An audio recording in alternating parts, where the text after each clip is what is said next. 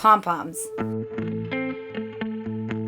It's the Pom Poms, right? It's just Pom Poms. Pom Poms. No, the crazy. Pom Poms. It's a really strong, fun word.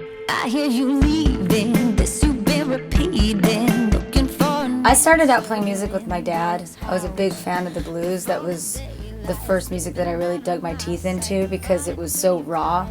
When I finally came to write with Billy, I found my sound. It's the first time where I was able to focus my energy into this specific style. What is that style? I would say it's a rock and roll.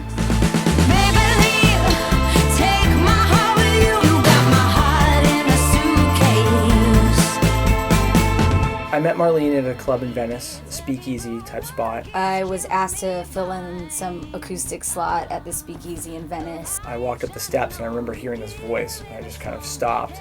And I thought it was a record. I played a set and there was only 3 people in the audience. So I walked in, got a seat right in the front row and just sat there blown away. After my set, this guy came up to me and he was like, "You had something about you and I'm interested as to what you do." So I knew we had to do something together. I just was trying to figure out the whole time watching her set, how could I get this girl to get to my studio to do this? And so I came over and we ended up cranking out songs, and it was one of those things where a song would get done in a session, which is so rare.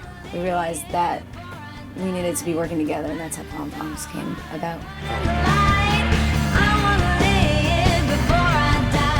I'll play a guitar and she'll sing live and we'll just be in here with the monitors cranking. You know, she's usually dancing with the microphone. Vibing out. That guitar and that vocal take is 90% of the time what you're hearing on the record. I've had it on my mind forever that you'd be coming back again. You can chop and chop and chop and chop and make the perfect take. But what I found with this project, if I chopped anything and I moved anything and I did anything to it, it just didn't feel right anymore and it lost something. So I found that if I just don't do anything to it, I just record her doing her thing, and it just has this resonance and this feeling. And anytime I've ever tried to go back and fix something or replace something, I've lost every time. I always go back to just the scratch take of what I had. You alone, oh Daddy, you are my baby. Oh Daddy, your love is lazy. So call me up and lay me down. I have a really big hand in all of the artwork that goes out that represents Pom Poms. I've always been a big fan of cinema, kind of Ernie Kovacs in the 50s or Godard films. They're also striking and quirky, and there's a little bit of a dark edge to it as well as a very kind of light comedic side. And I think that if I can bridge all those into the music I make, then I'm creating a whole world for everyone to kind of step into.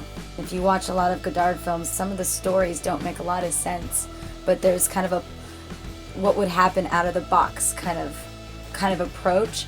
I love that because then there's no rules and you can make your own lane. That's just what makes the whole thing more interesting, makes the music interesting, makes you feel like you're a part of a world aside from just listening to a song that was produced.